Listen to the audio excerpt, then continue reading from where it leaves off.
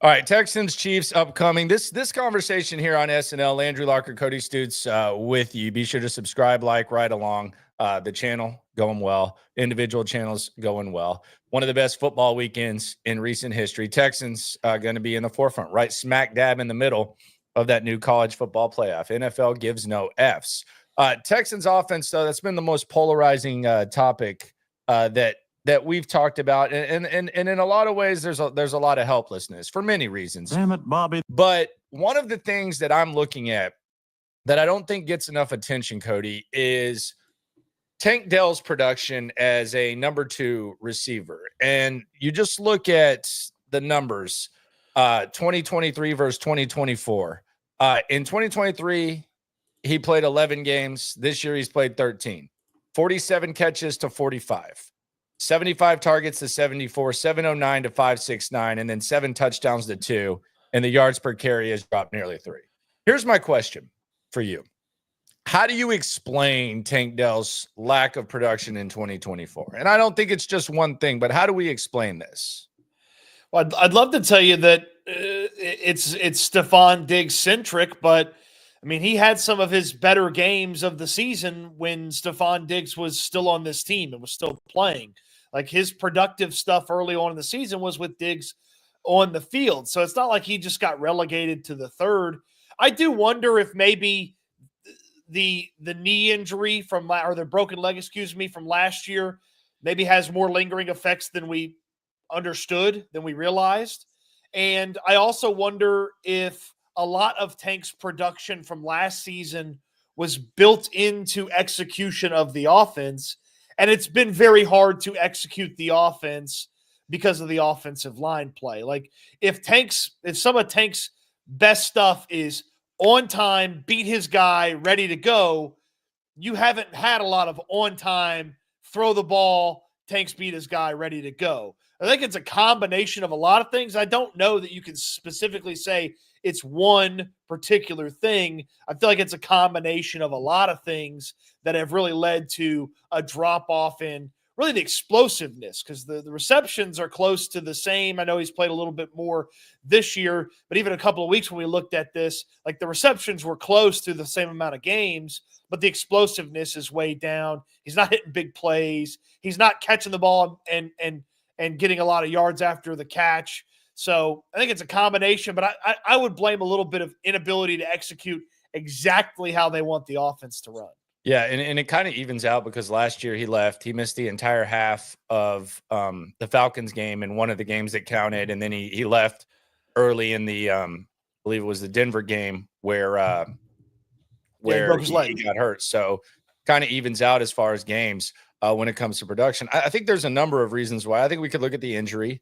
I think we could look at the offensive line, although the offensive line last year was kind of, a makeshift, but they were better. I think there's been missed opportunities at times, and I also think there's been times where he hasn't taken advantage of his opportunities.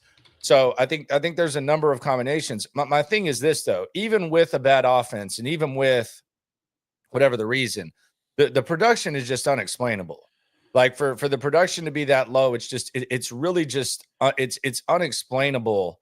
Or unacceptable, I should say, if you're an offense that wants to be able to win games later in the season. And my question now is this: can Tank Dell get going? Can the Texans get Tank Dell going?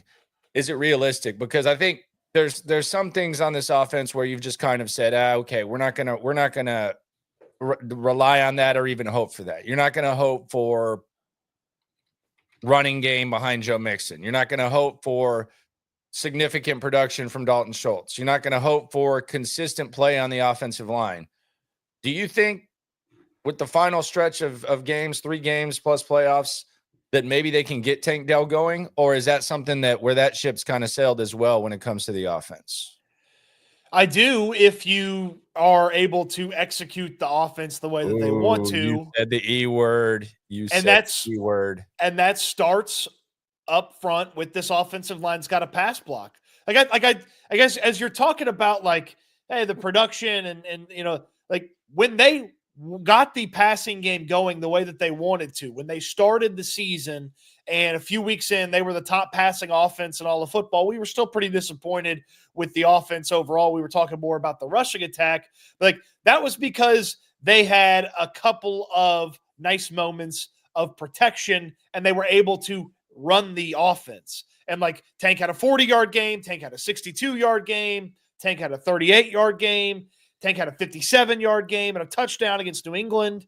And then as the offensive line got way worse, like Green Bay, horrible offensive line performance, 0 catches, 4 targets. He had the one drop there in the end zone as well on that early drive. And, you know, you mentioned the drops him. Only 13 players have more drops than Tank Dell this season. Okay, so that's been a big issue for him. Like some of these games where they've had poor offensive line production, he hasn't been able to get going within the offense. And I feel like if they can pass block, run the plays that they want to run on time, like CJ Stroud, from a timing perspective, executing the play the way it's drawn up, that's where Tank's going to get going, because he's not succeeding in off script. He's not succeeding in these broken plays. That's where Nico thrives. Tank doesn't thrive in those situations. It seems like he thrives within the structure of the offense. Yeah, but the thing about it was, though, last year that wasn't the case. Like last year, the off script stuff was where Tank was really, really, really good. And I'll say this: like I think it's been one of the least talked about disappointing elements of this season. But I could easily see Tank Dell coming out and making plays in the playoffs. And I bring this up for that. I think it's something that doesn't get enough attention.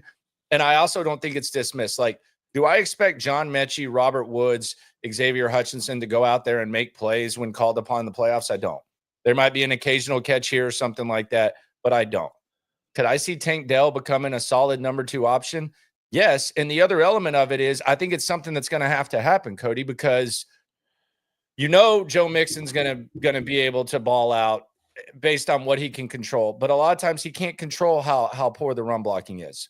And Nico Collins, we know he can ball out, but I think we kind of saw, I don't want to say there was like some sort of blueprint, but outside of those 2 touchdowns in the red zone where CJ and Nico made plays, they just followed him around with Jalen Ramsey and they were able to take him out of the game. And 17 of the 20 points came on a short field for the Texans. So you're going to have to sustain drives. So given the fact that it's so clear for defensive coordinators which passing threat you have to take away, it's going to have to be Tank Dell. And on one hand, that's discouraging, but on the other hand, it's encouraging because I still think he's a talented guy. I still think he has potential to be explosive.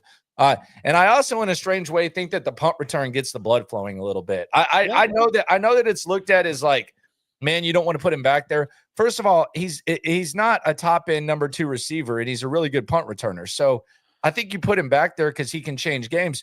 But I also think that maybe, you know, when maybe the targets aren't going his way, I think it kind of gets the competitive juices flowing, and there might be some sort of snowball effect to where he's more equipped to make plays on offense if you're letting him do his thing in special teams.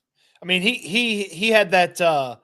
He had that early carry against the Dolphins where he kind of juked a couple of guys. He got going there on the punt returns where he was making guys miss. And I do wonder if that sort of creates confidence, gets him warmed up for that performance. And you could have him on the field affecting the game before the offense even gets out there. Like, you know, Kansas City starts on offense. You force them to punt. Boom. Tank Dell's, you know, making guys miss, getting warmed up. Let's say it's 12, 14, 18 yards on a punt return. Hey, get him in the huddle. Okay, let's get him the rock again. Let's have him make guys miss. Let's have him get really into a rhythm. Get anything to get him going. And if that's an element of getting him going, keep doing it. Keep doing it. Keep doing it. On the super chat, shout out to Matt. He's on the soup. Swarm. Tank Dell legacy game tomorrow. Okay, against the Chiefs. I mean, I could easily see Tank Dell making some plays against the Chiefs. I could easily see that. And I kind of want to touch on that game. Avenue says he dropped Tank in fantasy. I think my team cursed him. Possible. Could have been mine too. It's Avenue's fault, Landry's fault. I will say I do believe Matt Marr's birthday. Happy birthday, Matt Marr. Happy birthday to Matt Marr. Loyal guy. Shout out to him. Did we see what Charles Omenihu said? We did.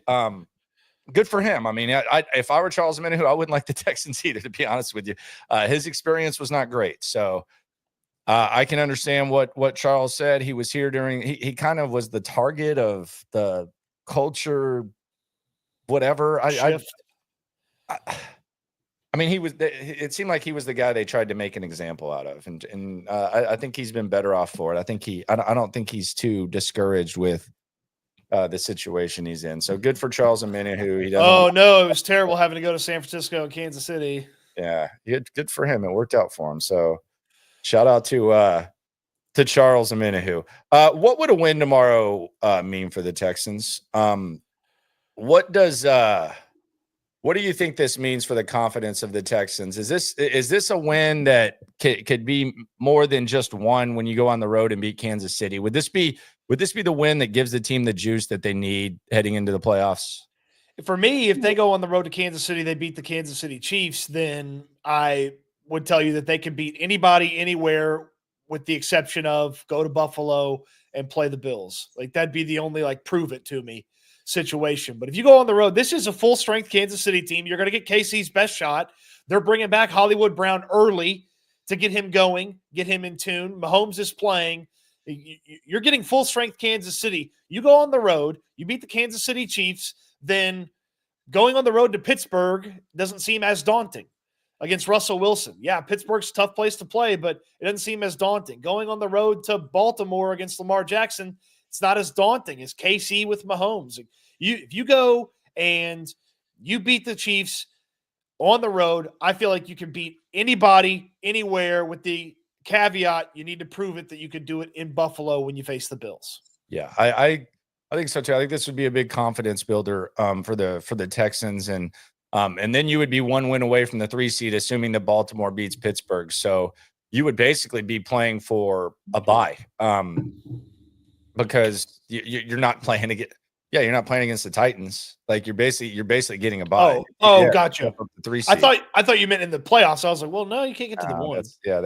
That would be incorrect. Well, there's a couple of games that if you're going to rest your guys, just to be clear, you're going to rest your guys against Tennessee, and then you're going to have the playoff matchup. So yeah, handle this. There's a couple of games, man, that if you could just flip the outcome, you could be, salivating and be looking at a potential bye. If you could have flipped Tennessee your way and you could have flipped, say, Detroit or Green Bay your way, all of a sudden a 1 seed's available to you. That's every year, though. It's like there's a couple of games where could have done this, could have done that, and right. But specifically within this year, losing those games late, they cost you a chance at the 1 seed and a bye. Correct. Even not playing your best football. Correct. Tim Settle has Kansas City going nuts as well. I think he just basically said they're going to pressure Patrick Mahomes and he better get rid of the ball. That was in a Tim Settle way. That was basically what he said. He said it with Greg Bailey. This feels like fake motivation.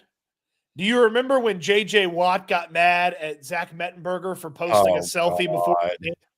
How hypocritical was that, too, by the way? It was up there. This feels like fake, like trying to juice things up, get things going.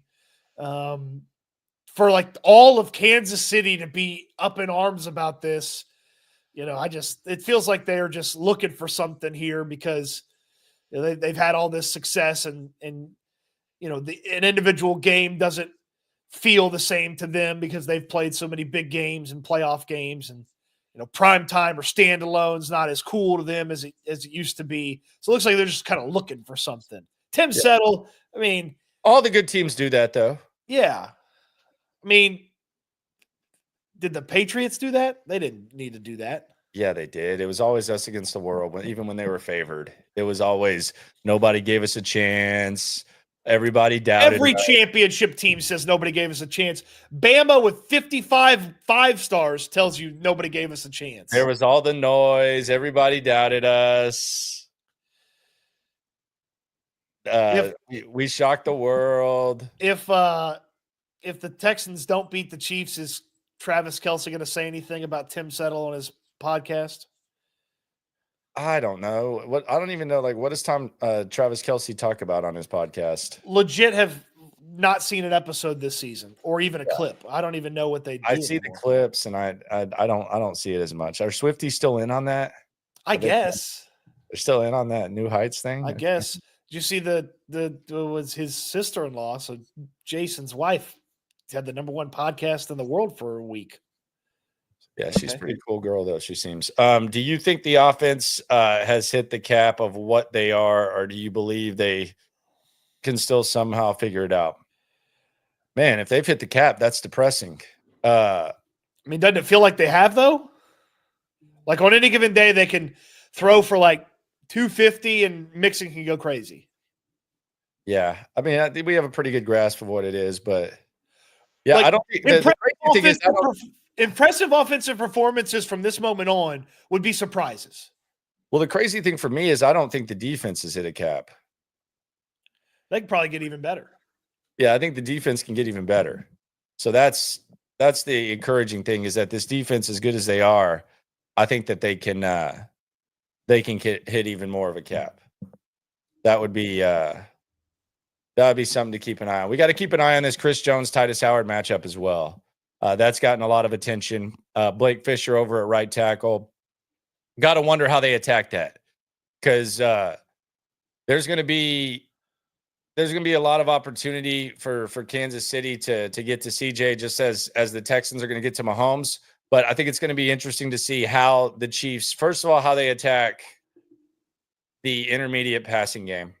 That's always something, and I feel like they might be more capable of taking advantage of it than many teams, or more willing, I should say. And then how are they going to attack Blake Fisher, and how are they going to attack Titus Howard?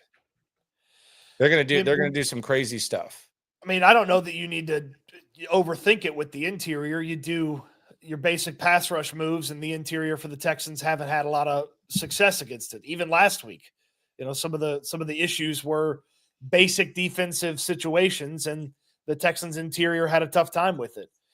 For Fisher, I'd be interested to see him, because they could throw a lot of different things at him, including Chris Jones, George Karlaftis, and a bunch of different other players, plus blitzes. So just making him think a lot or overload him. But there's nothing special about the three guys in the middle. You do basic defensive line stuff. You get to CJ Stroud, unless they prove us wrong.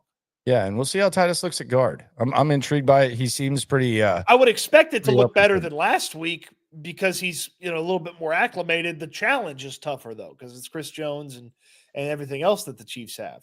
And you got to wonder what they're going to do with Stingley. I don't know that there's someone that you just put Stingley on, but it feels like Hopkins is in a really bad spot when he's got Stingley lined up on him. Like, it feels like Hopkins is the type of receiver that Stingley has a very easy day against. Yeah, but the problem, there's another element to that, though, too. And I don't think Miami took advantage of it. I know it was limited snaps, but whenever Okuda's out there, the chances are he's going to be lined up on either Xavier Worthy or Hollywood Brown.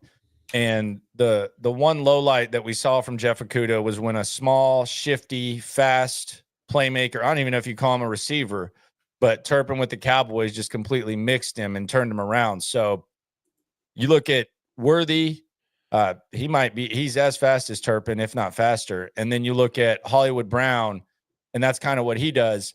That's kind of the scary thing. And I know the opportunities might be limited and there's not a lot of snaps, but I don't know how many opportunities, when you have the combination of Patrick Mahomes with his football IQ and Andy Reid with his mind, to where when they see Okuda out there lined up on one of those guys, they don't at the very least try to take advantage of it. And it's going to happen at least a handful of times.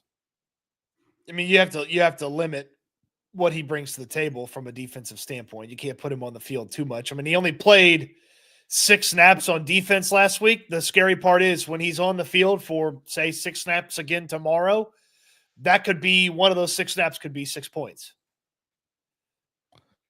Chris says, does Stoic stay as our OC next year? This is like a very popular question. I would say yes. Do I think he should? I think there's intriguing options out there, but I think there's a comfort level, and I don't know that they put as much brain power into the offense as they do the defense. I think if Slowick were, and this wouldn't be possible because D'Amico oversees the defense, but if Slowick was performing his job on the defensive side the way he is on the offensive side, I don't think D'Amico would stand for it. But I think there's a defensive minded mindset that is just kind of where we're at right now. So no, I don't think Slowick goes anywhere. And we'll see what happens once they change personnel. They need to make sure they have somebody on that staff next year that can call plays if they need to fire Bobby Slowick in the middle of the season. You don't think they do right now? You're not a Bill Lazor guy? No. Yeah, I don't know about Gerard Johnson either. That's a popular name. I don't know. I would be surprised if Gerard's still on the team next year if Bobby stays, right? Maybe, yeah, he'll get an opportunity to call plays, but we don't know if that's good. Do we know if he's a really good quarterback coach? I know he's really well respected, but I don't know. I don't know how to measure that. I mean, what CJ's about the same as last year. He was really good as a rookie. Yeah. So we've all fallen into the good quarterback coach trap before. His name was Pep Hamilton. Yeah. So just because you're a good quarterback coach or whatever doesn't mean that you're a good offensive coordinator. And quite frankly, I don't know what he does or doesn't do. So I mean, I just know Gerard interviewed for like 6 jobs last year. No, he's respected. I said he's going to get the opportunity. I just don't know if he's going to be good at it. Right. Yeah. I mean, I'm just planning like he's going to leave. So you got to have somebody in the building that's ready to call plays. If you need to fire, if you need to, Case Keenum's not ready to call plays. Case Keenum. That's asinine. I bet you Case Keenum could call plays. Well, anybody can call the plays. I want somebody. What he was doing in Tennessee last year. Anybody can call the plays. I want somebody who's good at calling plays. Last year against Tennessee, the way he was changing runs and everything, I've heard Seth kind of break it down. Doing his thing, man. It's very different. Different. No, I know. It might be easier for him. Scrub the sheet. Do your thing. Yeah. I'm not sure where the Case Keenum obsession comes from. What do you mean the obsession? I'm just saying. I mean, I don't know. Like, what makes Bobby Slowick's experience so much more valuable than Case Keenum's? Like, what's the guidelines here? Like, he's basically been a backup quarterback and an extra coach. He's right there the whole time. Bobby Slowick's been like an offensive assistant. And I don't have like a traditional path. I just think it's weird that you're just dismissing the possibility that a guy who's been involved in game planning for 15 years might be able to pick up a play sheet and call plays. Yeah, I just want somebody who's got experience doing it and who's better at it. But at some point you don't have experience and you have to go in there. Yeah, I would love for Case to go get that experience. Get I'd love for Case to go get that experience somewhere else. So lay out the guideline. Like, how does that work? What does he got to do? I want someone who's called. I want someone who has called plays before, Landry, at the NFL level. That's who I want. I want someone on the staff to take over when they have to fire Slowick next year, because keeping him would be a mistake unless he shows something here down the stretch. So I want someone who at the NFL level has called plays before to take over when they fire Bobby Slowick next year. That's what I want. I don't want a quarterback in his first coaching gig ever calling plays. I don't either. I'm just saying, like, what's the history? I just laid out a very clear parameter for what. No, but I think coaching experience and parameters are always interesting. We're going in a rabbit hole. I just think it's always interesting, like what is valuable experience, what's not. Like, with Sean McVay have valuable experience. Mike McDaniel never called plays. He went there. They did good in year one. I just don't know. Pep Hamilton was supposed to be God's gift. He came in. It was rough. Personnel too, though. But who knows? We'll see how it goes. But I think we both agree that Bobby Slowick's going to stay. Yes. Right? There you go. So there you go. Good rant by Cody Stoots here on S&L. Landry Locker, Cody Stoots with you. So the Pittsburgh game is going to be the one to watch. If the Pittsburgh Steelers, you want the Pittsburgh Steelers to lose. If the Steelers lose, and I know that's easy for people in Houston, especially the Boomers, to root against the Steelers. If the Steelers lose, then the Texans have a really, really big opportunity in front of them, no matter what, because that would mean that they would just have to win 2 out of 3. And if they beat Baltimore and then they beat the Titans, then they get the 3 seed. Now, if the 3 seed's not appealing, like let's say they look at that and they see it as, we lost to the Chiefs. The Chiefs are going to be the 1. Is the 3 really better if you're facing Buffalo? Then they can play it that way. But you can make a case that the most important result, as far as the Texans controlling their own destiny, is that Baltimore beats Pittsburgh. And that's right there. It's crazy because you're facing the Kansas City Chiefs. But if Baltimore beats Pittsburgh, then the 3 seed is open. If they don't, then it's not. So that's the game to really, really watch. That's the scoreboard watching for everyone. If Baltimore loses, then your matchup against Baltimore becomes extremely interesting, because if the Texans beat the Ravens, Chargers keep winning, then all of a sudden it's Chargers in the 5 spot, Texans in the 4 spot, and you're getting a different Harbaugh and a different team coming to town. So back on the super chat. Swarm. Amax says last night Landry wanted Tank Dell's head on a platter. Thanks for defending him, Cody. I don't think that happened. I don't think that happened. I said that the production doesn't get enough attention, and there's probably a number of reasons why he doesn't look like a number 2 receiver. But head on a platter seems a little bit dramatic. I'm betting this is a Coug right here. I'm betting this is a Coug.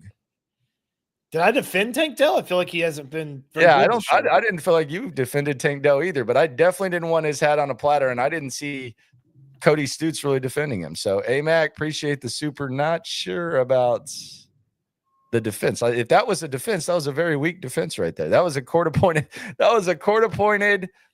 Defense right there. Lunch break defense with Cody Stoots.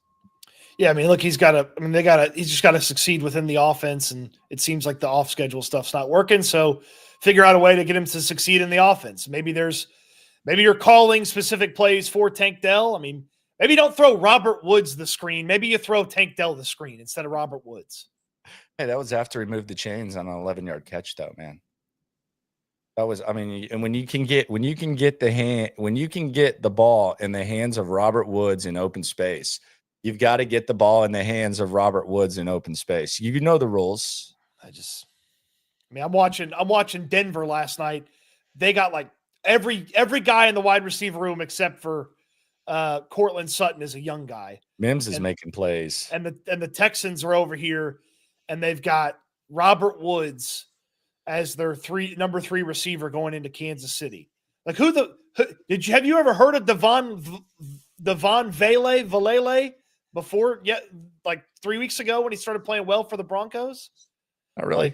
They got my guy Marvin going well, decently as well too. A little bit, 26 catches, not great. Marvin Mims, Troy Franklin is a wide receiver we talked about a ton in the draft process. I'm going to say this about those teams yesterday, and we'll get out of here on this. We'll localize it. Shout out to everyone for coming through. We appreciate you. Subscribe, like, right along, all that jazz. Those are very well coached teams.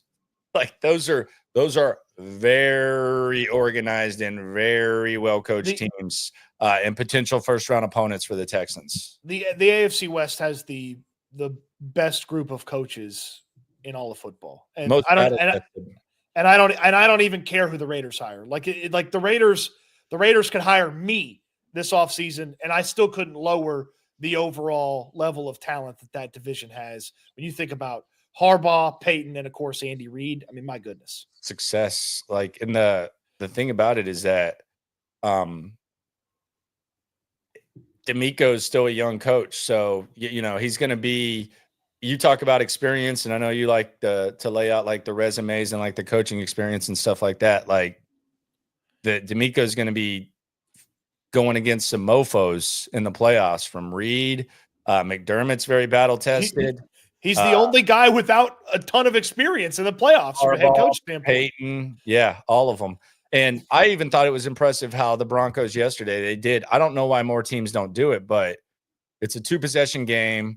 You're going to have to get the onside kick, so it sucks. But you need 2 scores, and they kicked the field goal from 55 with 1:05 left or whatever it was with their 2 timeouts, and they knocked it out of the way instead of trying to score. I've seen that. I feel like I've seen the Texans do it too, where you take off 45 seconds trying to score the touchdown. It's like, dude, you're still going to need a field goal, so you don't have enough time. And you can it. So it was it was perfect strategy. Sean Payton's the guy who, like, the 2-minute warning pass guy that I always talk about. So just strategically, Sean Payton, say what you want about him, and I've said a lot. From a strategic standpoint, that dude knows what the F he's doing. Yeah, and I mean, what he did would have been perfect if they had the 3 timeouts to still go stop the clock. Obviously, they didn't because they had to burn the timeout earlier. But yeah, to give themselves that opportunity, force them to take a couple snaps. You never know what can happen. With center quarterback, blah blah blah. Yep, there you go. All right, appreciate you guys for coming through. We'll have a 4:00 stream as well. We're gonna get into the beef, the war of words. Tim Settle, Charles Omenihu, Andy Reid, like all of the potential beefs, because there's a lot of beef when it comes to this Texans matchup with the Chiefs. We'll get into that. We got you covered. Post-game show tomorrow. Hell of a football weekend starting right now. We got Ohio, Jacksonville State kicking it off. We're going to go into the playoffs. Indiana, Notre Dame tonight. We got the 3-piece combo tomorrow with the Texans sprinkled in, sprinkle in another NFL game, and then you got the full NFL Sunday. It's amazing. It's an amazing time to be alive. So appreciate y'all for coming through. Be sure to subscribe. Be sure to like. Be sure to ride along. Be sure to get your resume right, because Cody's very specific when it comes to experience, when it comes to coaches. So make sure you have the traditional experience. I'm not asking for a lot. I'm not watching this bullshit again. So I'm not asking for a lot. I'm really not. Always remember, when it comes to this Texas stuff, we're all in it together. Eat good, sleep good, be good, call plays before you take over, calling plays again. We'll talk to you again in 4.